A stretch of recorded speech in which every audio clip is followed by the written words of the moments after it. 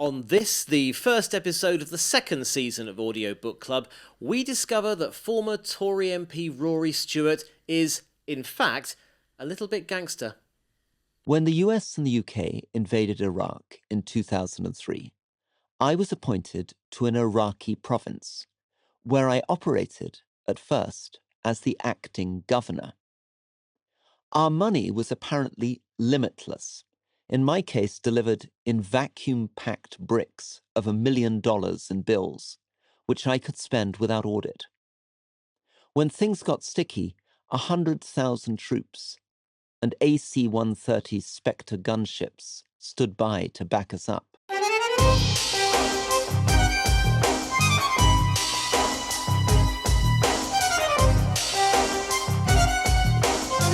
Hello, I'm Steve Phillips, and welcome to another episode of Audiobook Club, the podcast about audiobooks that always adheres to diplomatic protocols. Today, we shall be scrutinising Politics on the Edge, a political and personal memoir by Rory Stewart, a former tutor to Princes William and Harry, unsuccessful candidate for the position of Prime Minister, and now both a Yale professor and a podcast presenter.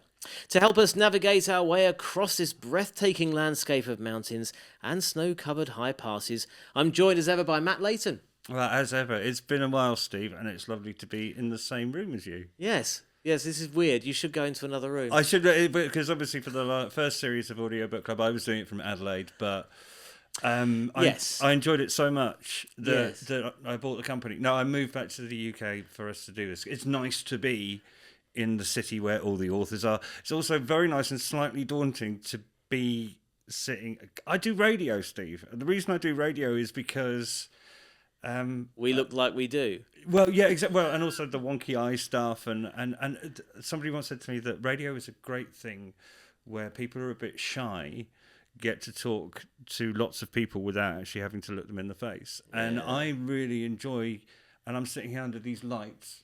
We've both gone for cross-legged. We've both gone for 70s BBC One late night on a Friday. Yeah. But this is your environment. I don't know what the hell is going on. But I've been away, Steve. Yes, I was going to say because well, let's pick up where we left off on our last episode last year. Always important to keep the podcast regularity up to at least one episode a year. Yeah. What happened? Well, you're talking, of course, of the mythical Christmas episode that you keep telling me exists, but I've never heard it. So I actually don't believe it exists. I have no recollection of it. But maybe we should come back and talk about this at the beginning of every episode. I agree. Yeah. Moving on. Moving on. Anyway, I thought we'd start off in celebration of our brand new second season. We'll start off with a complaint. We've had a complaint. We always get complaints. We've made it. Matthew Layton's snide, patronising, demeaning attitude to Michelle Obama's new audiobook was nauseating. When are such attitudes from British male broadcasters going to be regarded as unacceptable? It's actually possible to voice a critical opinion, in brackets, Steve Phillips, of a book while remaining respectful of the author and her work. The fact of the author's female gender may give a clue to the manner of Layton's critique. What have you got to say to that then? Good night. I'm a broadcaster. That's what I take from that. I think if you listen back to our episode with our lovely friend Helen from Penguin, where we tried our best to review Michelle Obama's book, which frankly is not aimed at us, it's aimed at inspiring young women. And I compared it to President Obama's book, which frankly is for everyone. So it wasn't about a male-female thing. To be honest, it's about the quality of the product and how it spoke to me. So hopefully it was a bit more nuanced than that. But I'm very glad we've had a complaint. Yeah, I hope that answers your complaint that you left us on Facebook, and I really, really appreciate it. And if I could just carry on inserting something into that gaping old wound that I've just reopened from 18 months ago. I found her book really, I really enjoyed it. It was a real good bedtime book, very soothing voice. It was just, quite Judas. inspiring. Yes, that's it. Book club with Richard and Judas. Yes. Can we go there? Yes, we just have. Oh, I feel better already about having a camera on, you know. But to that end, we have also been reviewed as well. We've had one review. We've had a review? Yes. I haven't seen this. Don't hold your breath. Okay, so basically, it is 5 stars on Apple Podcasts, but it said it's from Sue the Dentist from last June, so finger on the pulse, Steve. I found this looking for something else. Good start. A story of our lives, really. I found this looking for something else in the search bar. It makes me wonder how many other well-presented and well-edited, interesting opinions are out there, and how rubbish my browser function is on Apple Podcasts, which always brings up the same old offerings. So, I mean, I don't know if that's specifically praise for us, but hold on, what? We've had a complaint. We've had a review. We've had a quite positive review as far as I'm concerned, and maybe one day we're meant to be aspiring to be the same old rubbish. Okay, and that's when we've really arrived. I can't wait for the day when we are the same as the aspiring old rubbish. There you go. Just to reiterate that, I found this looking for something else, and I wonder how many other shows are out there. I mean, I wasn't really fussed about listening to this one. Anyway, Sue the Dentist, glad you might be with us. But yeah, here we go. Let's kick off the latest episode.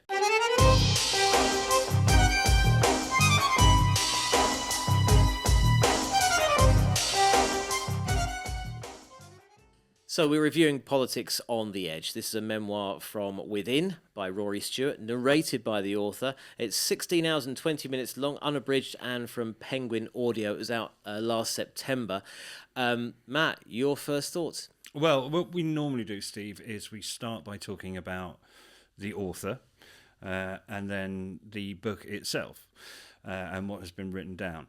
In this case, obviously, as a memoir, as Rory Stewart's memoir, those two are going to be quite closely combined. And then, of course, we move on to what does the audiobook version bring to it? Is it better? Is it worse? Is it richer? Or are you better off without it? And I think in this case, I hope we're going to prove that the audiobook is much better than the tree-based book.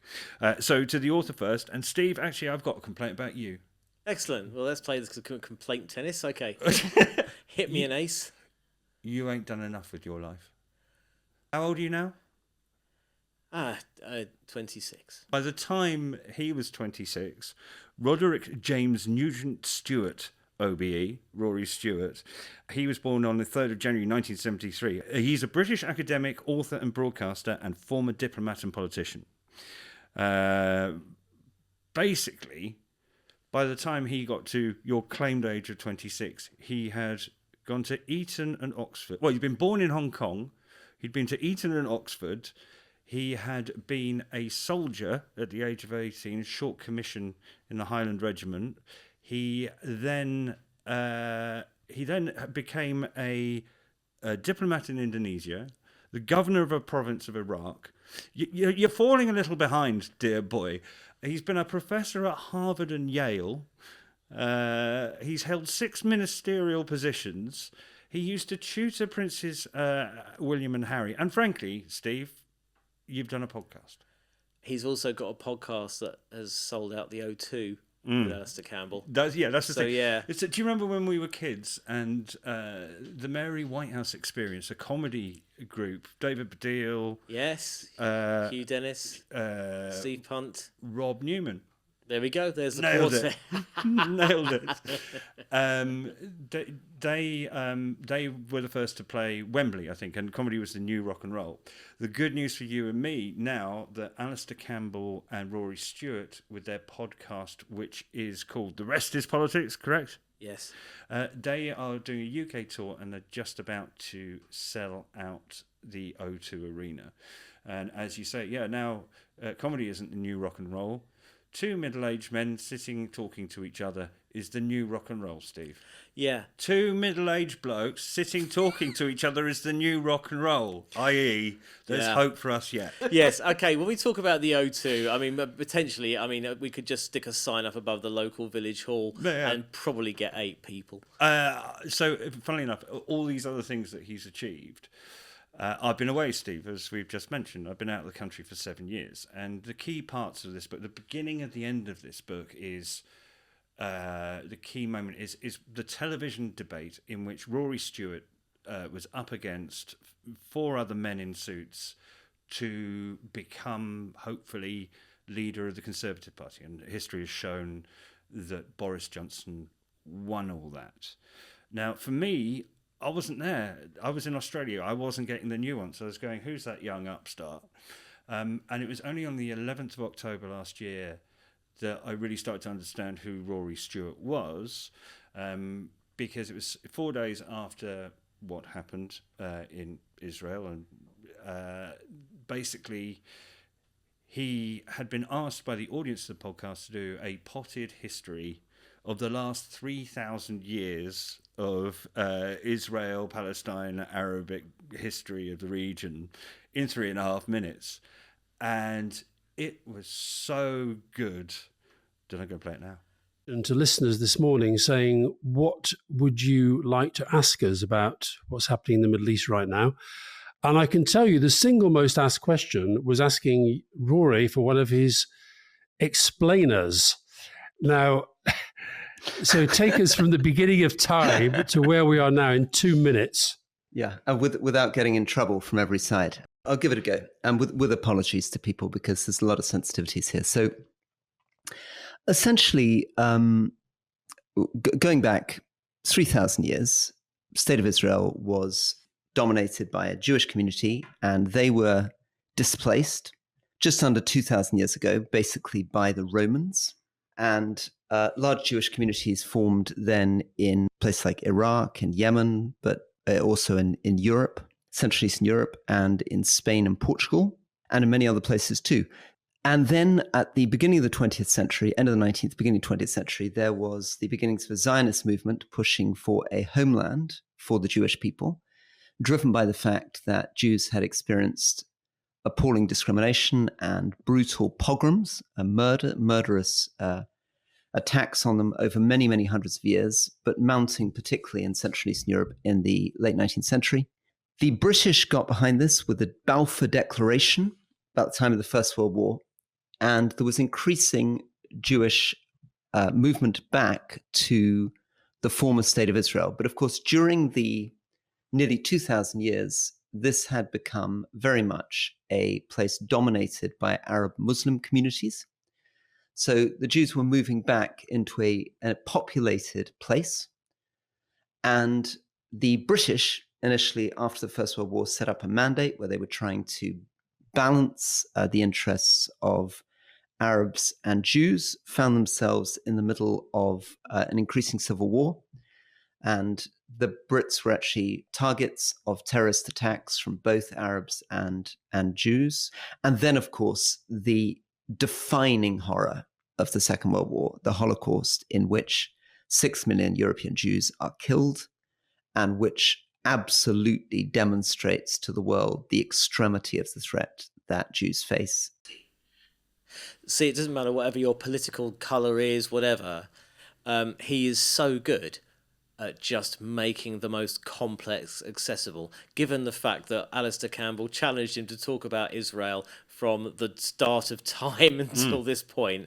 And we're talking about obviously an extremely complex situation, which obviously we won't get into on this. This isn't the right place to do it. But he's very good at breaking it down and making it really accessible. And it feels like that's what he does through the course of this book as well.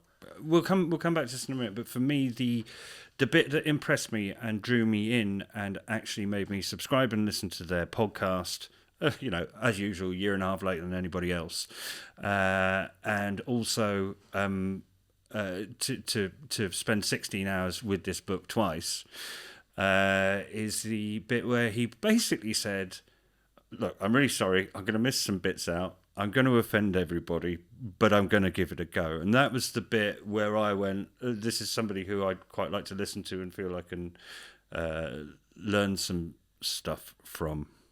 He very much set the stall out, didn't he? Right at the start of the book. This is what I'm going to be saying. This is who it's going to offend. They're right to be offended. These are the reasons why. But this stuff needs to be... Well, clearly he wouldn't have written it if he didn't think it needed to be told. And actually it was so illuminating into characters throughout the political last 5-10 years who started off, as junior ministers and then rose to become prime minister. Talk about Liz Truss, there's Priti Patel in there. He talks about David Cameron, talks about Theresa May, and of course he talks about Boris. So he was born in Hong Kong, so not the most conventional of upbringings. His father was governor of Malaysia in the old colonial style. He went to Eton and to Oxford. I was a bit confused about that because he also mentions at the beginning that he was a soldier at the age of 18 as well. So that was his first, what he considers to be government service. Then there came the whole early 20s where he was in Indonesia, Afghanistan and Nepal. This is what he says about his walk across Afghanistan. I had been in Indonesia as a British diplomat for the fall of President Suharto in 1998 and had played a part in the international interventions in Bosnia and Kosovo and Afghanistan, and had spent a year and a half walking 20 to 25 miles a day across Iran, Afghanistan, Pakistan, India, and Nepal. I remember this. I remember Rory Stewart's complete journey while he, during the earlier years, but I remember when 24-hour news, or no, BBC News 24 had first started, and I was working overnights on the travel shift, and there was nothing else to watch except for ITV Night Screen, which is basically a glorified CFAX. And so I was watching rolling news, and it was constantly talking about the toppling of President Suharto and replaced by President Habibi. So, Rory, if you ever do come across this, just make sure I'm fact-checked there, okay, that's who he's replaced by. Boris Johnson had been fired twice from jobs for lying, that he lied to many of us much of the time, that he had no eye for detail, had achieved close to nothing as Foreign Secretary, was entirely lacking in respect for public office, and was not notable for his seriousness or dignity. So he obviously has a certain view of Boris, right? Not a fan then. Not a fan, and that pervades right throughout. But it's really interesting when the whole leadership challenge was going on. And actually listening to the book made me really re-engage with actually what happened at the time, because I kind of forgotten. I knew he went for the leadership challenge. I watched that debate. By the way, taken off the tie towards the end during our podcast, but I have got a tie, just so you know. For those who know, may remember. If you don't, then cut that Actually, out. it comes in the book, doesn't it? Yeah. He talks about what it was like to be the other side of the camera. As I say, at the time I thought, who's this little boy standing to up among all of these great grey suited minister types? He's a bit cocky, and yes, but he talks about how everything he did was misinterpreted. So he took off the tie to look casual. And because it was hot, and he thought it would be, so Tony Blair type move, isn't it? But it turned out that was perceived as him having no respect for the proceedings and being a little offhand. This is the thing, and this is probably where sort of looking back and the sort of debate it was. So this was, and this is the media that had a part to play in this as well, right? Because they're trying to make, certainly with places like the BBC, impartiality comes above all. The other thing they have to do is engage as many people in the discourse as possible. So they try and innovate in new ways of putting across these prime ministerial debates. So it's not just people behind a podium, but they do it in different ways. So in this particular debate, they were all on bar stools in this kind of crescent shape. There was no audience there. That makes a big deal. There's no people to talk to. There's people down the line on a video camera. And so what Rory Stewart describes there is, it sounds like the perfect storm. Everything that was about this debate was completely going against his favour. Where he was positioned in that crescent, he was the opposite end to Boris, so he couldn't really challenge him directly, he talks about how his microphone was muted when he tried to get points across, and he was trying to answer points. But I guess that would apply to every single politician. He was getting increasingly frustrated.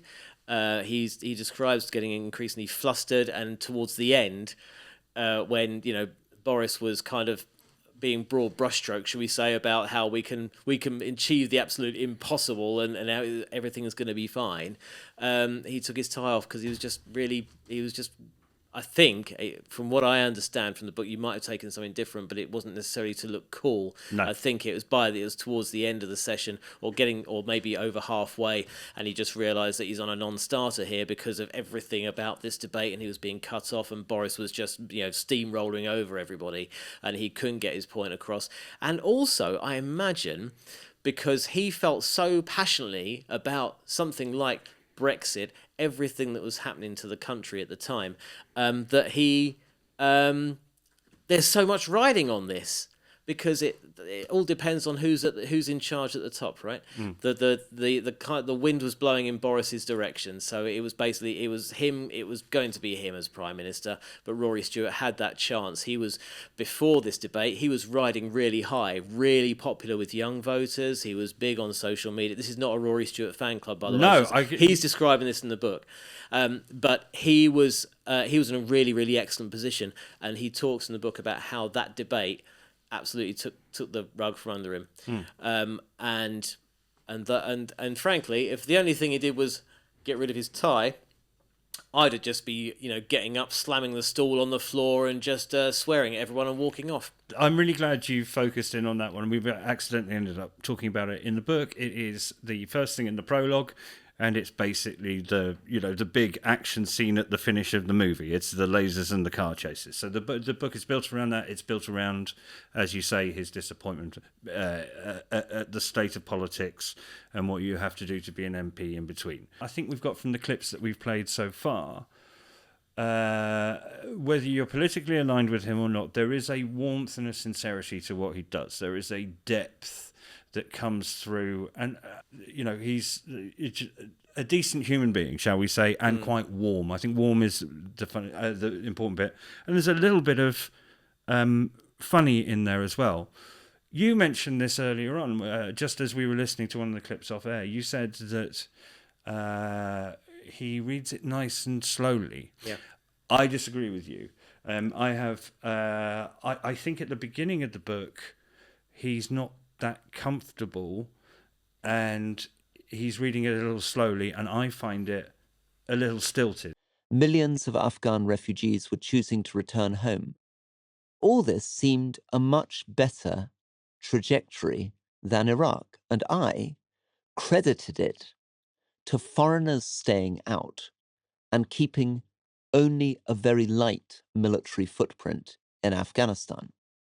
Just on the way here, I was just listening back through when he reads out the chapter titles, and I thought he was reading them out so slowly because they're quite big words for people who need it read slowly, if you know what I mean, like me.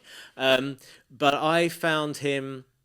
It's interesting actually because so I listened to The Rest Is Politics, and I listened to this audiobook. Obviously they're different styles. They're both audio, but one's conversational, and the other one is obviously reading from the written page.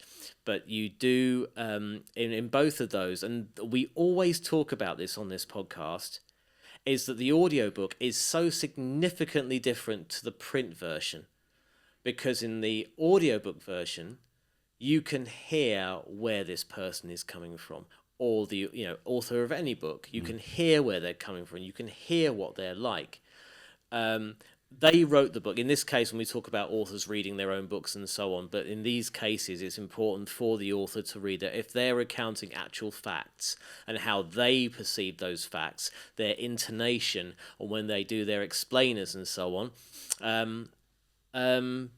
really bring it to life. Actually, and it adds to the you either have a more firm opinion on whether you agree or disagree with them, if you know what I mean. I do. I've forgotten the name of the one of the first books you and I ever reviewed was the chap who was an NHS doctor. Yeah, Adam Kay. So Adam this is going to hurt, Kay. Yeah, this is going to hurt. And he had a little interaction with us on the socials.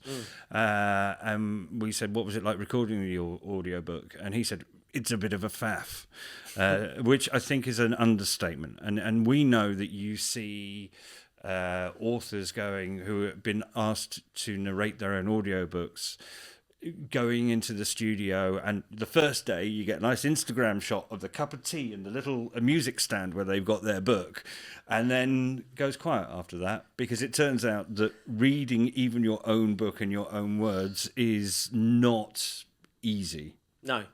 And it takes a blooming long time. And where I've spent 16 hours listening to the book, it's taken a lot longer than that. Are you suggesting it should have been 14 hours if he'd spoken a bit quicker? No, I'm not being that harsh. And actually, my point is he actually warms up as the book goes on and he gets into it. So all those stilted clips come from a little earlier on in the book.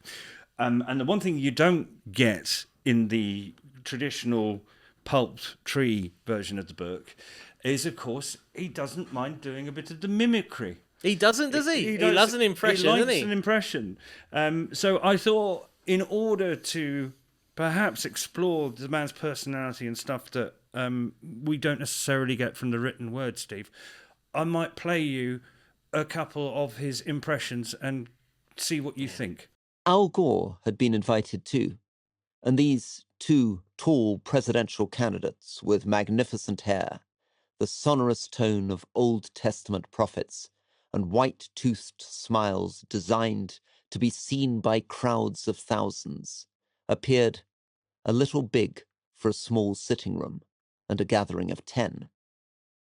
Over the main course, Kerry spoke for 20 minutes about Afghanistan, beginning with North Waziristan and the early 19th century Populzai Federation, and finished with, "But of course, Rory, you know much more about this than I do, and I should be listening to you."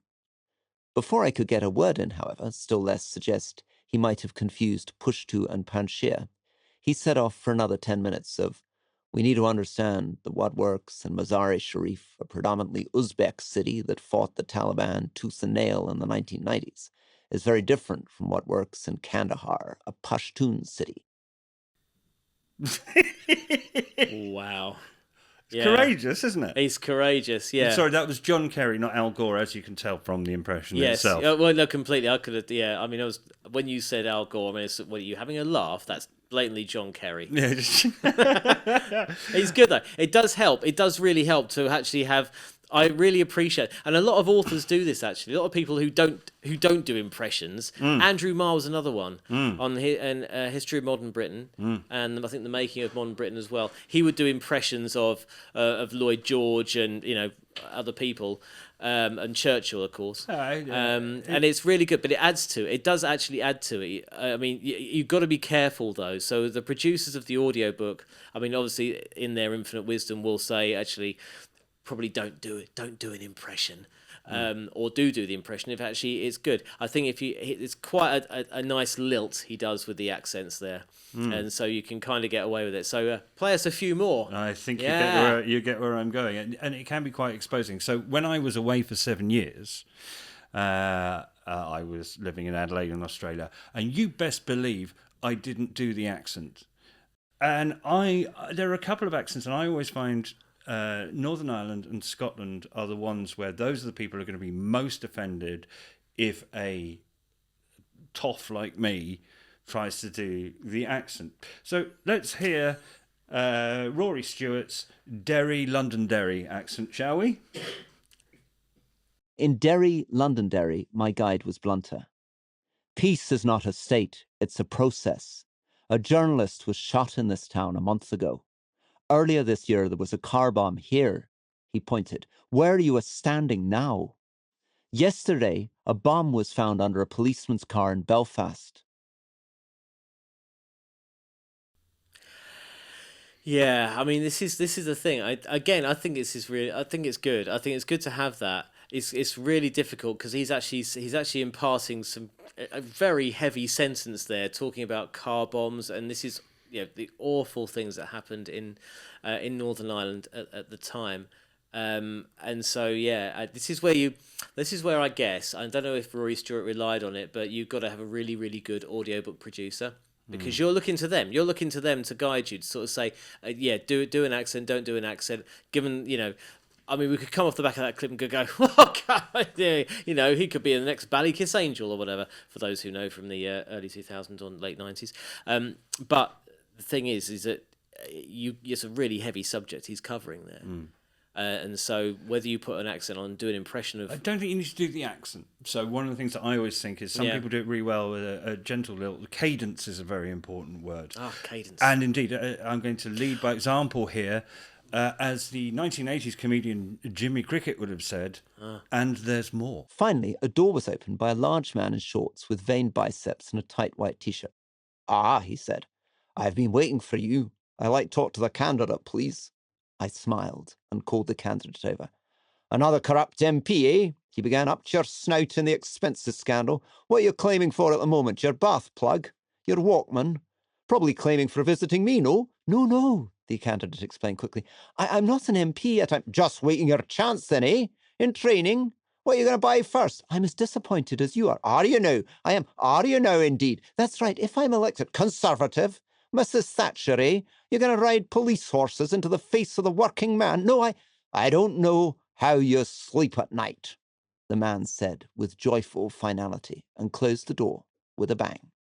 That impression went down with a bang. That was really good. I mean, that's because of course Rory Stewart is That's two impressions, by the way. Well, Scottish heritage. Did you get the two characters in that? Yeah, what, Rory Stewart and the Scotsman? Yeah. Yes, I did. I think so. Was there another one? There was a lady. He was doing a lady. Did you not notice he did a lady? He was doing a lady. Yeah. Okay, all right. Yeah. Maybe. You look embarrassed for him, 2 out to of be 3 honest. ain't bad. Yeah. As Meatloaf said, and Meatloaf is never wrong. Right, now... apart from that. One final one. Yeah. Which, of course, is you never do the accent in front of the people. Never do the accent in front of the people. Where are you from? I'm from Essex. Good. Right. Well, here he is doing an impression of the MP for Chelmsford. The former chair of the Foreign Affairs Committee gave us a recap of Holbrook's 3-year-old AFPAC strategy, informing us sonorously, "What we are dealing with in Afghanistan is not just about Afghanistan. It is also about Pakistan." It's not all about Towie, is it? You know, because contrary to what people say about the Essex accent, we do use consonants and don't just talk in vowels. Thank you very much indeed as well. Yeah, you're not happy with that. Thanks, Rory. Yeah, well, appreciate again, it. This is the thing. So is it an added extra of reason of joy, or is it actually a little insight into perhaps he's revealed a little too much about how he thinks and feels? And apart from swearing and bodily fluids, the thing that you find most uncomfortable that I do on this podcast is try and start conversations with you about class. And yes. This is the class section of the podcast. This is the class section of the podcast because it makes Steve uncomfortable. And look, I'm as I say, I'm a toff. I wear white privilege patent leather shoes. You know, but I'd get slightly concerned. I don't do the accent in front of people, particularly as a white male, Southern English Londoner, all of those things, because it's perceived as patronising. Yeah, I mean, I do wonder why you haven't been hit before. I'm sure you have done this. Yeah, I'm certain you have done this. I've been out with you in the at night. Never on tape. Never on tape. No, that's true. Yeah, but the whole point is that Rory Stewart very fairly tries to convey that, you know, he's a bit uncomfortable. All of these people went to Eton. You know, they're all a bit the same, but we're a bit different, some of us, because we were born in Hong Kong. But I think in the sum total of all those impressions played together, while you think, oh, it's nice that he's made the effort to make the impression, underneath it you can understand why people might find him a little patronising. I love the book. As I say, I'm really glad that we haven't been hit by fairy godmother Anne Bond, who pushes the buttons on this for us.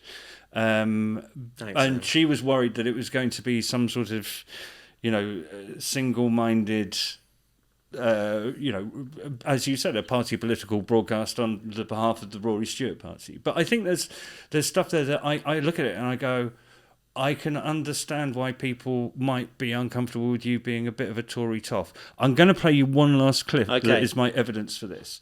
Scottish clip where he was out with the volunteers and went and knocked on the door and the big man in the vest came to the door. That was after a series of them trying to find people to talk to in the pouring rain in Scotland with the volunteers. And he said that, you know, basically one of his volunteers came back and hadn't managed to find anybody for the candidate to talk to. And this is how he summed that up. The volunteer trotted back, with the air of a spaniel who has failed to retrieve a duck. I just think that's not kind of an analogy that I would use. That's not the first thing I think of with a sad face. Is when I go hunting. And my spaniel hasn't found my duck. I think there's a little bit where, as much as as much as he's down with the kids, I don't think he's necessarily comes across as 100% from the real world. Is that fair, Steve? I don't know. I think if he was going to have a go at this guy who hadn't been able to get anyone for him to speak to, then it sounds like he was disappointed. The guy came back disappointed that he couldn't find someone for him to speak to. But yes, no. I mean, I have to say, as someone who comes from Essex and comes from the background I've come from, East London, Essex, I haven't generally used the phrase. For example, if you were to approach me and you disappointed me, I would never have said, you have all the gait of a spaniel who has failed to find its duck. And that's not a euphemism.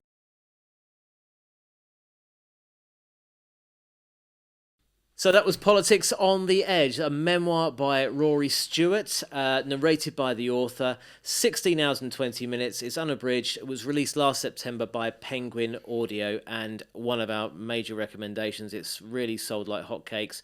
So yeah, go get. Next time. I don't know if I've mentioned this, Steve, but I've been away. Yes, you've been away. You have all the look of a wizened traveller. Thank you very much. Yeah. But I've got quite good skin for a man of my age. Thank you very much. Yeah. So we haven't nailed down exactly when the next podcast will be coming. We're aiming to get up to one a week in season 2. And we have several things in the planning diary, and we've sent emails to people asking them to come on for an interview with us. I have a little list of things here that are coming up in terms of titles. Funnily enough, Rory Stewart in his book quotes journalist Raphael Behr. And you will see, if you look at my Twitter account, that me and Raph, who went to school together, have been having a little chat about his new book that comes out in June this year, and whether there's going to be an audiobook version. So we might, apparently it's all dependent on budget. So I'll try and catch up with him. I'm desperate to talk about Skippy the beer can, which is the main character in Expeditionary Force, a series of books by Craig Allenson. He's an elder AI intelligence in the shape of a beer can who draws energy from another universe, and if you are really good and clever, he'll tell you, go get a juice box. It was only a matter of time before that was going to come out, I suppose. Well, exactly. I think it's a documentary. Our wonderful production assistant, Charlotte's mother, Paula, has recommended to us The Passage by Justin Cronin. I have done my time with that book. I also want to do things that go a bit beyond audiobooks. So I'm a user of Headspace, and that is a piece of audio that you use to achieve a certain purpose. Andy Puddicombe. I'd love to speak to him. I'd love to have him on just so I can say his surname a lot. It's a brilliant surname, yeah. But since we've been away, the market has moved. When we were here, it was Audible, and that was your only choice. But now Spotify are... they have an audiobook offering. I want to see what we think that's like to use, and maybe get someone from there on. And also, now we're both in London, maybe we do get a chance to go and have a chat with Audible and see whether they'll let us interview some of the people who are involved in producing, writing, or performing their big titles. So even fingers crossed. Even security, which I imagine will be the first people we do speak to when we go to their offices. We'll record us getting turned away at reception. Yeah, that'd be lovely. Yeah. There's also a thing about a bloke who I met from Syria, who, when he was a kid, used to listen to audiobooks from basically pirated CDs, and he has a version of Vincent Price doing Frankenstein on a CD that's totally illegal that I really want to listen to, and find out how other people listen to audiobooks as well. Oh, I've got one for you as well then. Go on. And I've been trying to get hold of this, and it's only because I saw a tweet from Danny Baker, and he talked about the greatest audiobook ever. Ooh. Who on earth is Tom Baker? So this is Tom Baker's autobiography, and he said it's the greatest listen. I haven't been able to find it anywhere. It's not on Audible. Okay. If anyone knows how you can get hold of who on earth is Tom Baker. I just really want to listen to. Maybe this would, I know we're a bit rusty, but maybe this would be a good point to tell people how they can get in touch with us, Steve. If you want us to review an audiobook, just include the hashtag Audiobook Club on all the socials. We're there. We'll pick it up. We'll review it for you. That's the way you get in touch with us. We're on Instagram. We're on X. We're on all the things. Facebook. Everywhere. Thanks to our producer, Anne Bond, our production assistant, Charlotte Thomas, and our technical dude, Kai. Until next time, happy listening.